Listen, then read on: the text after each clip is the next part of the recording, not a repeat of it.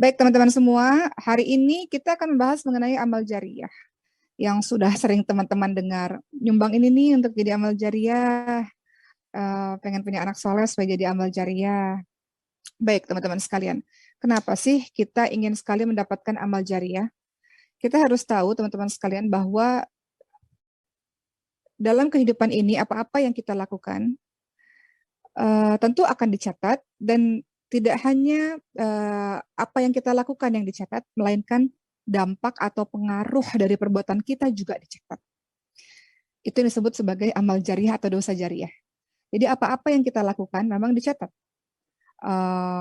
Tapi Allah juga mencatat dampak dari perbuatan yang kita lakukan. Itu disebut sebagai amal jariyah lagi-lagi atau dosa jariyah. Kita lihat dalam surah Yasin ayat ke-12, A'udzubillahi minasyaitonirrajim. Inna nahnu nuhyil mauta wa naktubu ma qaddamu wa atharahum wa kulla syai'in ahsaynahu fi imamin mubin. Apa kata Allah Subhanahu wa taala? Sesungguhnya kami telah menghidupkan orang mati, kami catat semua yang telah mereka lakukan dan dicatat pula bekas-bekas yang mereka tinggalkan. Dan semuanya kami kumpulkan dalam sebuah kitab atau catatan amal yang nyata. Surah Yasin ayat ke-12. Apa maksudnya? Allah mencatat apa-apa yang telah kita lakukan dan bekas-bekas yang kita tinggalkan. Kalau kita lihat sahabat-sahabat sekalian dalam surah Yasin ayat ke-12 ini, Ibnu Katsir rahimahullah menjelaskan tentang bekas-bekas yang mereka tinggalkan. Maksudnya adalah pertama, jejak kaki kita ketika kita melangkah menuju ke tempat maksiat atau ke tempat kebaikan. Setiap jejak kaki itu akan dicatat oleh Allah Subhanahu wa taala. Teman-teman berjalan kaki menuju ke masjid, jejak kakinya, setiap langkah kakinya dicatat sebagai sebuah kebaikan. Teman-teman menuju tempat maksiat, setiap langkah kaki menuju ke tempat itu mendapatkan dosa dari Allah Subhanahu wa taala. Kenapa Ibnu Katsir mengatakan hal demikian? Beliau mengambil dalil dari sebuah hadis dari Jabir bin Abdullah radhiyallahu anhu. Pada suatu ketika ada sebuah Bani Salamah, ya, sebuah perkumpulan, sebuah kaum yang berpindah. Mereka ingin membuat perkampungan di dekat dengan Masjid Nabawi. Tempatnya jauh sehingga setiap kali mereka ingin sholat jemaah ke Masjid Nabawi, mereka harus berjalan dari rumah mereka.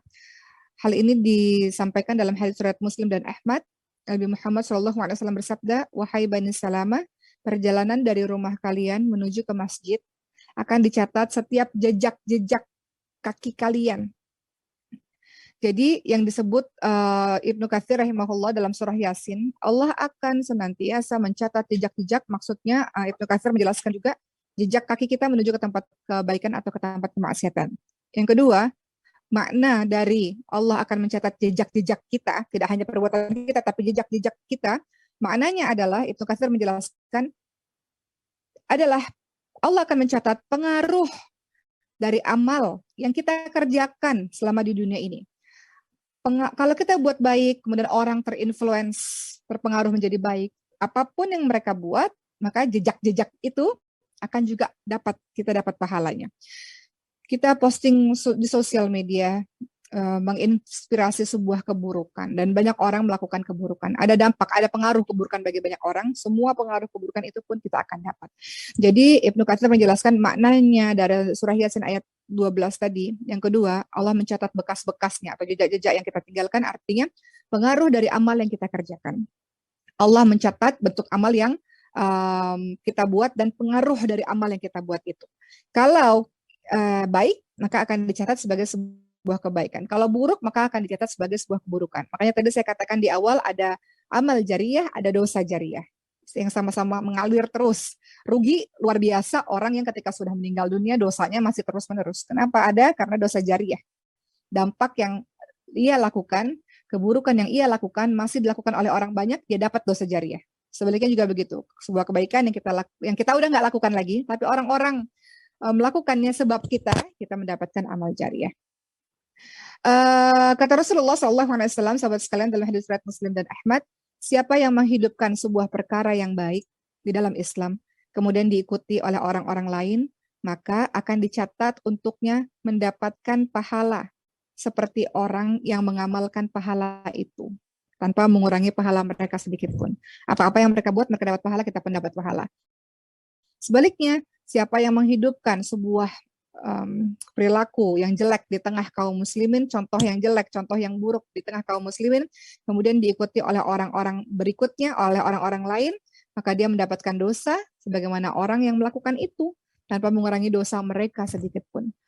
Artinya adalah ini luar biasa tanggung jawab nih bagi orang-orang yang terkenal, bagi orang-orang yang memiliki murid-murid, bagi orang-orang yang memiliki pengaruh, memiliki jemaah atau memiliki teman-teman di bawahnya yang ketika dia menjadi contoh, artinya dia memiliki tanggung jawab yang sangat besar untuk memberikan pengaruh yang baik. Karena kalau enggak, dia bisa dapat dosa jariah. Begitu teman-teman sekalian. Sehingga hadis-hadis yang tadi disebutkan mudah-mudahan memberikan motivasi bagi kita semua untuk semangat dalam menyebarkan kebaikan. Dan motivasi bagi kita untuk takut dalam melakukan sebuah perbuatan buruk yang mengundang orang lain atau menginspirasi orang lain untuk berbuat maksiat. Kemarin saya baru bertanya kepada calon adik ipar saya, karena adik saya mau menikahkan, saya tanya sama calon adik ipar saya, kayaknya makin hari semakin banyak orang kenal kamu nih, yang tadinya sebelumnya orang nggak kenal, tiba-tiba sekarang orang kenal. Apa rasanya? Kemudian beliau menjawab, ya artinya semakin banyak dikenal orang, semakin besar tanggung jawab saya. Karena kalau saya melakukan sebuah kebaikan, dicontoh saya dapat pahala. Kalau saya melakukan sebuah keburukan, dicontoh saya dapat dosa. Jadi semakin terkenal seseorang, atau semakin dilihat seseorang, semakin besar atau tinggi posisi seseorang, semakin besar potensi amal jariah maupun dosa jariahnya. Jadi silahkan kita mau pilih yang mana teman-teman sekalian. Berikutnya kita tahu sahabat-sahabat semua bahwa penghuni kubur itu ketika dia masuk ke dalam kubur dia terputus dari seluruh amalan-amalan salihnya. Dia tinggal menunggu sebuah hisab yang dia juga tidak tahu hasilnya seperti apa. Maka orang yang berada dalam kubur dia akan senantiasa merasa kesepian dan ia hanya ditemani oleh amal-amalnya yang ada di dunia. Maka dalam suasana seperti itu ada hal-hal yang bisa membuat menolong dia. Beberapa orang kebaikannya akan terus mengalir walaupun di dalam kubur. Jasad mereka memang bersemayam di dalam kubur, namun balasan pahala mereka tidak pernah berhenti. Pahala mereka terus berdatangan. Itulah yang disebut sebagai amal jariah. Padahal mereka diam di dalam kuburnya menunggu datangnya hari kiamat. Tapi mereka tak melakukan apapun, tapi banyak pahala, tentu itu yang kita inginkan. Sebuah masa akhir yang indah ya. Kita nggak bisa beli dengan apapun. Ketika nggak ada pertolongan lagi, ternyata yang nolong adalah amal-amal jariah kita. Maka teman-teman sekalian, kita lihat dari Abu Hurairah radhiyallahu anhu, Rasulullah SAW bersabda, sebuah hadis yang sangat terkenal yang teman-teman juga sudah tahu, kalau kita meninggal dunia, maka terputuslah kecuali 3 perkara. Sedekah jariah, yang ini akan kita bahas, ilmu yang bermanfaat, teman-teman menguasai suatu ilmu, teman-teman berikan ilmu tersebut kepada orang lain yang tadinya nggak tahu, jadi ahli, ilmu yang bermanfaat, dan kemudian anak soleh yang senantiasa mendoakan kita. Kemudian dalam hadis lain juga disebutkan yang termasuk juga amal jariah yang mungkin kita bisa ambil nih, salah satu dari ini yang kita mau apa. Dari Anas radhiyallahu anhu, Rasulullah SAW bersabda, ada 7 hal yang pahalanya akan terus mengalir pada diri seorang hamba padahal dia sudah terbaring di kuburnya. Apa itu 7 hal? Yang pertama adalah orang yang mengajarkan ilmu. Teman-teman punya ilmu, teman-teman ajarkan jadi ilmu yang bermanfaat. Kedua, orang yang mengalirkan sungai. Teman-teman buka mata air, sehingga sebuah tempat itu yang tidak ada air jadi ada airnya, sawah jadi terairi misalnya. Ketiga, menggali sumur. Nanti kita jelaskan satu-satu. Keempat, menanam pohon kurma atau menanam pohon lainnya. Kelima, membangun masjid atau apapun yang berkaitan dengan di dalamnya ada beribadah kepada Allah Subhanahu wa taala. Bangun masjid. Yang keenam, mewariskan mushaf Al-Qur'an. Ketujuh, meninggalkan anak yang soleh. Kita bahas satu persatu mengenai ini. Hal ini disebutkan dalam hadis riwayat Al-Bazzar ya, yang dinilai hasan oleh Syekh Al-Albani. Baik, ada 7 amal jariah yang bisa kita lakukan teman-teman sekalian yang pahalanya akan terus mengalir dalam kehidupan kita selain yang 3 tadi ya, yang awal tadi, yang bermanfaat, amal jariah, sedekah jariah, dan doa anak soleh, tapi kita ada perinciannya lagi menjadi 7 bagian. yang akan kita bahas satu persatu pada hari ini. Pertama, mengajarkan ilmu yang bermanfaat. Maksudnya apa? Ilmu apa? Ilmu yang mengenalkan seseorang pada agama dan Rabb-Nya. Ilmu yang membawa orang minadz-dzulumat ila nur, dari kegelapan menuju kepada cahaya. Dari tidak paham menjadi mengerti jalan yang lurus. Ilmu yang mengajarkan antara yang hak dan yang batil, mana yang halal dan mana yang haram, ilmu agama. Dengan kata singkatnya ilmu agama. Itu sebabnya kenapa para dai, para ulama, orang-orang yang soleh itu um, mendapatkan pahala yang luar biasa ketika mereka beliau-beliau ini ikhlas lillahi ta'ala dalam menjelaskan segala sesuatu yang berkaitan dengan Rabb-Nya. Imam Ahmad, teman-teman sekalian, rahimahullah, beliau mengatakan memuji para ulama, orang-orang yang mengajarkan agama adalah orang-orang yang menghidupkan masyarakat yang telah mati hatinya. Jadi Imam Ahmad ini memuji para ulama, orang-orang yang mengajarkan agama. Mereka ini seolah-olah menghidupkan masyarakat yang telah mati hatinya. Beliau mengatakan seperti ini, teman-teman sekalian. Pujian Imam Ahmad ya kepada para ulama, orang-orang yang mengajarkan agama. Segala puji bagi Allah yang menjadikan generasi ulama sebagai pejuang.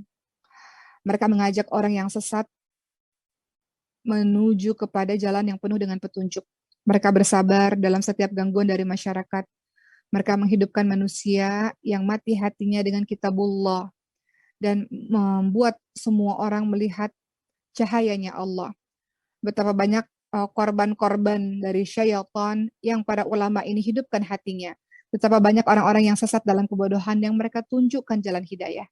Sungguh indah kiprah mereka di tengah masyarakat, namun sungguh buruk sikap masyarakat yang tidak memahami hak mereka, para ulama. Ya, jadi para ulama, guru-guru kita, para masyayikh kita misalnya ya, orang-orang yang penuh dengan ilmu, sejatinya kalau kita bertemu dengan orang-orang yang masyayikh, seorang ulama, orang yang berilmu mengajak kita kepada Allah Subhanahu wa taala, kita ta'zim, kita hormat kepada mereka. Ketika para ulama ini meninggal dunia, teman-teman sekalian, jasadnya memang sudah tidak ada, tapi ilmu mereka kekal di tengah-tengah masyarakat. Itu yang membuat mereka tetap hidup seterusnya. Ya, kita lihat para ulama-ulama, ada yang umurnya 40 tahun sudah meninggal dunia, tapi karyanya hidup ratusan tahun sepanjang zaman, Masya Allah. Jasad mereka sudah tertanam di dalam kubur, tapi pahala mereka terus berdatangan. Kenapa? Karena buku-bukunya, kitab-kitabnya, karya-karyanya ada. Mungkin teman-teman mulai bisa berpikir nih, saya mau amal jariah apa ya, yang kira-kira saya mati, tapi terus ada dan dimanfaatkan oleh umat misalnya. Ya, oleh karena itu saat ulama pergi, buku-buku mereka tetap kekal abadi yang menjadikan pahala jariah untuk mereka. Pertanyaannya, apakah hanya buat ilmu agama saja? Kalau saya mengajarkan ilmu berbisnis gimana?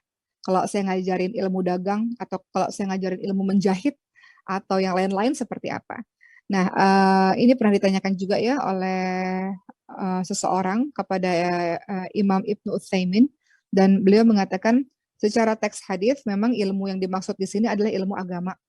Namun bisa juga untuk ilmu-ilmu umum lainnya yang mendatangkan pahala dan mendatangkan kebaikan.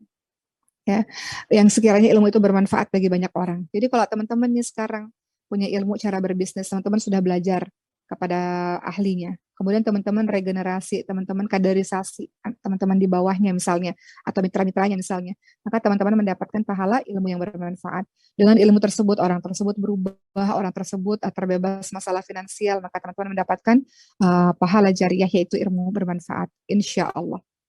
Berikutnya yang kedua, tadi kita katakan bahwa amal jariah itu juga merupakan salah satu contohnya adalah mengalirkan sungai. Artinya adalah membuat aliran mata air, ada mata air, kemudian kita bisa kelola sehingga mata air itu bisa dipakai oleh masyarakat, bisa dipakai oleh sebuah pemukiman, bisa dimanfaatkan. Seperti itu. Kita memudahkan orang lain yang tidak punya air, memudahkan orang lain untuk memperoleh air. Dan kita tahu bahwa air adalah kebutuhan yang paling utama dalam kehidupan manusia. Makanya beberapa waktu yang lalu saya datang ke Turki, saya ketemu sebuah NGO. Beliau tadinya model Turki terkenal banget, kemudian berhijrah mendirikan NGO non-profit organization. Saya lihat apa saja sih program mereka, program kerja mereka. Salah satunya adalah banyak memberikan air, ya, memberikan air-air untuk atau mengalirkan mata air ya untuk orang-orang yang di Afrika sana, gitu. Jadi mereka mendapatkan pahala jariah, teman-teman sekalian. Ya, kemudian yang ketiga termasuk pahala jariah kalau menggali sumur. Hampir sama ini dengan tadi ya, mengalirkan air atau menggali sumur ini sama. Coba kita lihat teman-teman sekalian dari Abu Hurairah radhiyallahu anhu, Rasulullah SAW bersabda, ada seorang laki-laki di zaman itu yang pernah merasa sangat-sangat kehausan. Kemudian beliau akhirnya menjumpai sebuah sumur. Beliau turun ke sumur tersebut dan kemudian minum air. Setelah itu beliau naik lagi. Sesampainya di atas sumur, beliau melihat ada seekor anjing yang lidahnya menjulur-julur karena begitu kehausan. Um, Betul-betul kering kerontang ya, seolah-olah si anjing ini. Laki-laki itu mengatakan, anjing ini pasti sangat-sangat kehausan sebagaimana aku haus tadi. Maka si pemuda ini, laki-laki ini masuk lagi ke dalam sumur, kemudian mengambilnya dengan sepatunya. Jadi airnya dimasukkan ke sepatunya, kemudian bawa lagi ke atas supaya anjing itu bisa meminum air tersebut. Kemudian apa yang dilakukan oleh Allah Subhanahu wa taala atas perbuatan orang tersebut, maka Allah pun pada akhirnya mengampuni seluruh dosa-dosa dari orang itu karena sebuah kebaikannya. Maka para sahabat bertanya, teman-teman sekalian, wahai Rasulullah, apakah perbuatan baik kita kepada hewan itu mendapatkan ganjaran pahala? Maka kata Rasulullah SAW, betul sekali. Pada setiap nyawa itu ada ganjaran pahala. Hadis riwayat muttafaqun alaih. Jadi kalau teman-teman punya ikan, teman-teman kasih makan ikan, dapat pahala luar biasa. Teman-teman punya kucing, teman-teman kasih makan, kasih minum, itu teman-teman dapat ganjaran pahala yang sangat luar biasa. Kan kita tahu ada orang masuk neraka sebab karena dia mengurung kucing dan tidak memberikan makan minum kepada kucingnya. Ya, jadi kata Rasulullah, pada setiap yang bernyawa itu ada ganjaran pahalanya. Bayangkan, jika kita memberi minum seekor anjing saja menyebabkan semua dosa kita terampuni, bagaimana dengan orang yang membuat sebuah sumur, teman-teman sekalian, yang bisa dimanfaatkan oleh banyak orang? Tentu pahalanya sangatlah besar. Ya, jangan. Mungkin kita lagi meninjau tempat mana nih yang gak ada air, yang gak ada sumbernya kita buat. Silahkan teman-teman sekalian.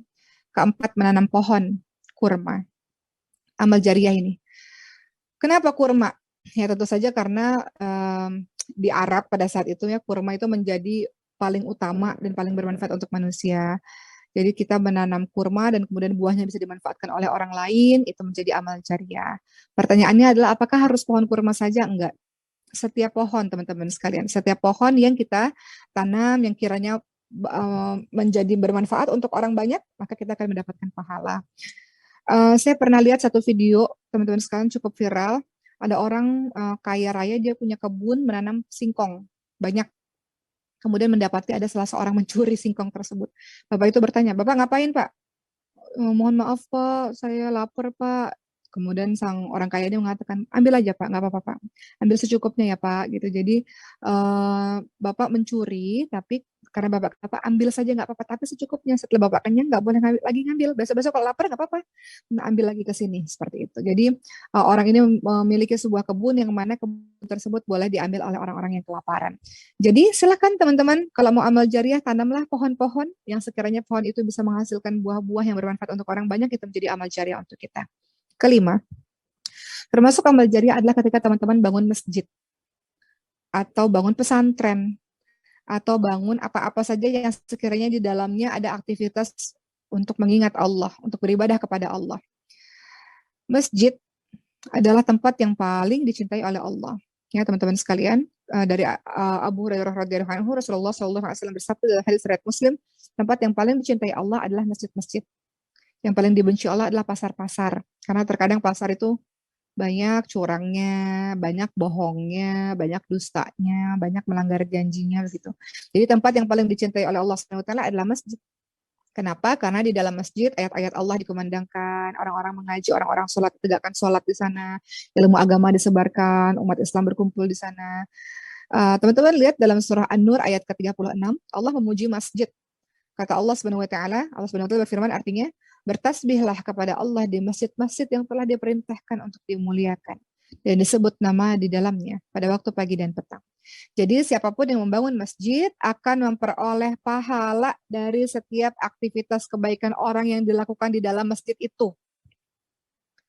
Mau teman-teman membangun masjidnya misalnya cuman memberikan 3 sak semen atau satu tiang. Kan biasanya kalau wakaf masjid itu, sedekah masjid itu, siapa yang mau nyumbang semen, yang mau nyumbang untuk ubinnya, mau nyumbang untuk lampunya, mau nyumbang untuk speakernya gitu. Sama itu teman-teman sekalian, dapat pahalanya. Insya Allah. Ya. Barang siapa yang membangun sebuah masjid karena mengharapkan wajah Allah, maka Allah akan bangunkan untuknya rumah di surga. Kata hadis riwayat muttafaqun alaih. Yang keenam, termasuk amal jariah adalah menghadiahkan mushaf Al-Quran. Mushaf Al-Quran, teman-teman bisa membeli Al-Qurannya atau memberikan uangnya sehingga di pesantren tersebut membelikan Quran, silakan. Tapi yang jelas, ketika Quran itu dipakai oleh para penghafal Quran, oleh para pencinta Quran, setiap saat dia baca Quran, kita juga mendapatkan pahalanya. Coba bayangkan, kita nih wakaf Quran nih. Kemudian Quran tersebut dipakai oleh para penghafal Quran. Dia tadinya nggak hafal, tapi dari Quran yang kita beli, mana harganya mungkin 30.000, 40.000 itu, dia baca, dia hafal, gara-gara Quran itu. Kemudian dari Quran itu dia sudah hafal kan, kemudian diajarkan, ratusan ribuan, puluhan ribu orang hafal Quran gara-gara dia. Kita dapat pahalanya karena dia pakai mushaf dari kita. Gitu teman-teman sekalian ya. Betapa banyak amal jariah. Jadi kita pinter-pinter nih kalau mau amal jariah, kita pinter-pinter nih mana ya yang terus terpakai, yang terus-terusan bisa bermanfaat, begitu teman-teman sekalian. Dan kemudian yang terakhir adalah anak soleh. Nah, pahala jariah anak soleh. Anak soleh itu harta yang tidak ternilai harganya. Kalau kita mendidik anak-anak kita dengan sebaik mungkin, kita mendapatkan pahala dari amal soleh yang dia lakukan. Luar biasa ya. Setiap kali amal soleh yang anak kita lakukan, kita dapat pahalanya. Karena kita yang mengajarkannya. Kalau kita yang mengajarkannya. Contoh misalnya kita mengajarkan kesopan santunan pada anak-anak kita. Nak, kalau kemana-mana atau ada apa-apa, selalu bilang ya nak, maaf, tolong, permisi, harus ya nak. Sopan santun tuh, anak itu tumbuh jadi sopan santun, kita dapat pahalanya. Dia baik hati pada orang, kita dapat pahalanya nak. Sedekah ya nak sama orang nak, kita dapat pahalanya. Jadi semuanya amal soleh yang dia lakukan, sebab kita ajarkan, maka kita mendapatkan amal soleh itu teman-teman sekalian. Ya, apa kata Rasulullah? Siapa yang mengajak ke jalan petunjuk, maka dia akan mendapatkan pahala seperti pahala orang yang mengikutinya tanpa mengurangi pahala mereka sekalipun. Tadi sudah saya ucapkan di awal. Sebaliknya siapa yang mengajak pada kesesatan, maka dia akan mendapatkan dosa seperti dosa orang yang mengamalkan tanpa mengurangi dosa mereka sedikit pun. Dan harus ingat, tidak semua orang tua mendapatkan pahala dari amal anaknya. Tidak semua. Kalau dia tidak mengajari, ya tidak dapat.